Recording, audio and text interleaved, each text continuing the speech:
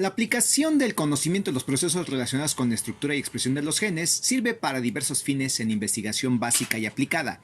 Y esto lo vamos a presentar el día de hoy con esta charla titulada Corte y confección de genes y organismos.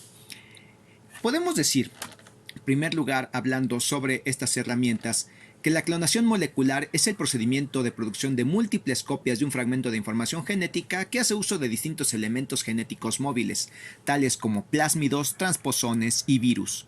Grosso modo, el procedimiento consiste en cortar y separar los fragmentos de interés a partir de una molécula donadora de DNA por medio del corte con enzimas de restricción. Las enzimas que se prefieren son aquellas que al hacer el corte dejan extremos salientes etiquetados en la figura como overhangs. Estos salientes consisten en porciones de cadena sencilla de bases sin aparear, que son complementarios a los salientes de la molécula que será usada como vector. En el ejemplo, el vector es un plásmido cortado con las mismas enzimas de restricción que, además de un origen de replicación, tiene al menos un gen de resistencia a un antibiótico u otro agente de selección. Posteriormente, el fragmento y el vector se mezclan en presencia de una DNA ligasa, que sella los extremos 5' y 3' de ambas moléculas una vez que se aparearon los extremos salientes. El siguiente paso es la introducción de la molécula recombinante de DNA en células preparadas de manera especial, que son llamadas células competentes por alguno de los distintos métodos de transformación. La propagación en medio selectivo, es decir, con un antibiótico, permite que solamente las bacterias transformadas con el plásmido que contiene el gen de resistencia sobrevivan y se reproduzcan. De esta manera se tienen millones de copias del plásmido con el gen de interés.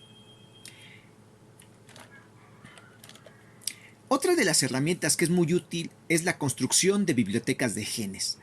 La fuente principal puede ser un tejido o algún cultivo de células de cualquier organismo, ya sea procarionte o eucarionte, y el procedimiento es esencialmente el mismo que se utiliza para la clonación de un gen.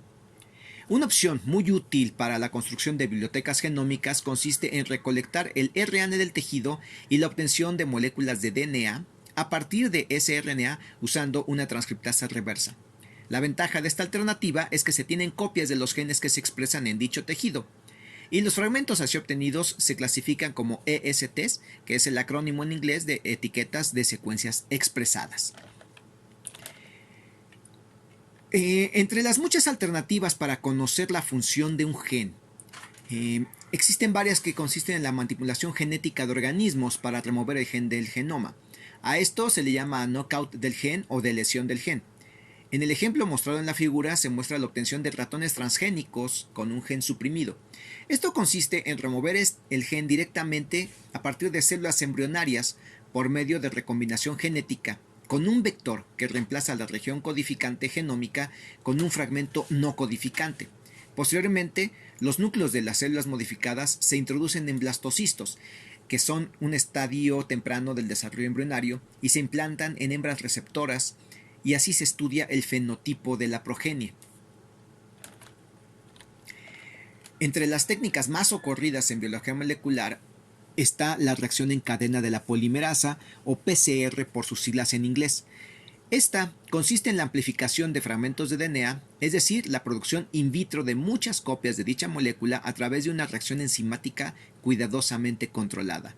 Los sustratos son el DNA con la secuencia de interés, dos cebadores, uno para cada uno de los extremos de la secuencia de interés, que son complementarios a cada una de las cadenas de DNA, y por supuesto desoxirribonucleótidos de los 4 tipos. Los cebadores o primers son moléculas de DNA de cadena sencilla, normalmente de 12 a 18 bases de longitud. Para la polimerización se requiere, además de una enzima que sea una DNA polimerasa termoestable, como la Taq polimerasa, que se obtiene del procarionte tolerante al calor termus acuáticos, ya que a lo largo del proceso la mezcla de reacción se somete a rondas de elevación y disminución de la temperatura. El primer paso, que es la desnaturalización, consiste en separar el dúplex de DNA por medio del calentamiento hasta 95 grados Celsius. En inglés, la separación de cadenas se le llama denaturing o melting. Enseguida se baja la temperatura, lo cual permite que los cebadores se unan específicamente a las secuencias complementarias de la cadena molde por apareamiento, lo cual está etiquetado en la figura como annealing. Debido a su pequeño tamaño de apenas una decena de bases, la asociación es más rápida y eficiente entre los primers con la cadena molde de DNA, y la especificidad va a depender de la complementariedad entre las bases del cebador y la cadena molde.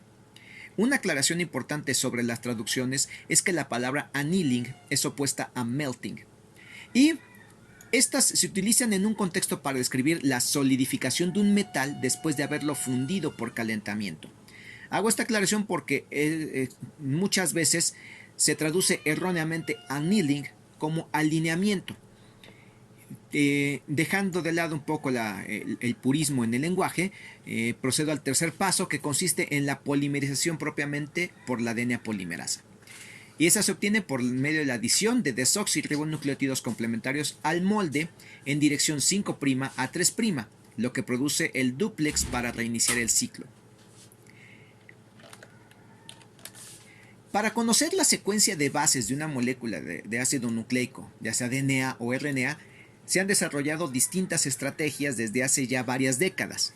Y a pesar de las diferencias entre los métodos de primera generación y los métodos actuales, todos toman como proceso principal una síntesis de una cadena complementaria y la identificación de las bases en el orden en que se van añadiendo a la cadena.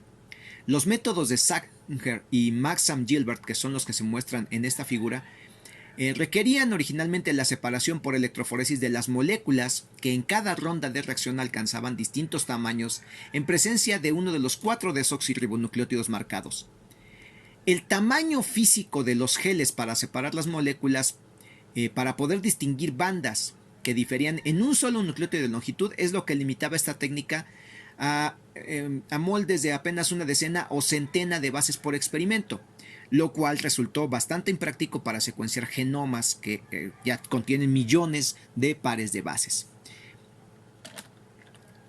Los métodos de segunda generación se basaban en la síntesis simultánea de muchas copias de la misma cadena, con el molde unido a un soporte sólido en volúmenes muy pequeños. Para los métodos de tercera generación, los secuenciadores, además de manejar volúmenes muy pequeños, cuentan con sistemas de detección en tiempo real de nucleótidos fluorescentes. Hay distintas marcas y distintas compañías que ofrecen distintas plataformas para secuenciación de moléculas cada vez más grandes, ya del orden de kilobases. La secuenciación de genomas además va a requerir de programas de cómputo muy robustos para poder compaginar los datos de los experimentos individuales de secuenciación. Por otro lado, para la secuenciación de proteínas, la estrategia más confiable consiste en obtener péptidos de tamaño moderadamente corto, y que a estos péptidos se les somete a una modificación química, es decir, una derivatización del grupo amino terminal del péptido, seguido de una hidrólisis ácida del residuo amino terminal ya derivatizado, y este residuo derivatizado se separa por medio de cromatografía de alta resolución. En esta técnica de cromatografía de alta resolución, o también llamada HPLC, los aminoácidos se pueden identificar por los tiempos de retención en la columna, y el péptido que queda después de la degradación en medio ácido se somete a un ciclo más de reacciones. Así se van separando los residuos de uno en uno desde el extremo amino terminal. Este método se le conoce secuenciación por el ciclo de degradación de Edman. Una de las estrategias para identificar proteínas en una mezcla compleja hace uso de la espectrometría de masas de las muestras y la identificación de los péptidos representativos que corresponden a proteínas previamente identificadas en un organismo, o cuando menos cuya existencia se infiere a partir del genoma de dicho organismo. Para terminar con esta revisión, hablaremos de una técnica sumamente utilizada en la actualidad, que es el sistema CRISPR-Cas9. La edición de genomas por el sistema CRISPR-Cas9 consiste en la modificación directa de la secuencia de genes por medio del uso de una molécula guía de RNA que contiene una secuencia complementaria al fragmento por modificar acoplado a Cas9, una DNasa que corta y remueve el fragmento de DNA complementario al DNA guía. Posteriormente se permite la acción de los mecanismos de reparación del DNA que usan el RNA guía como molde para la síntesis de la cadena complementaria o bien otro molde que sea igualmente conveniente.